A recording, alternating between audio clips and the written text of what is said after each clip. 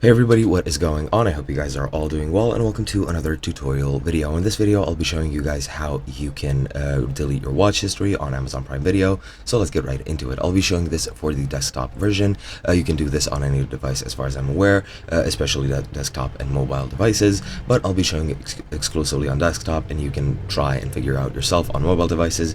It's as easy as going into your settings, locating the watch history settings, and then just deleting it from there. And the way you do this on PC is you go hover over your account button, then go into account and settings, then you go over into watch history, as you can see here. And as you can see, I have this watch history over here. I just entered a The Boys episode here, and all you have to do is just click delete episodes from watch history like so, and they will be deleted.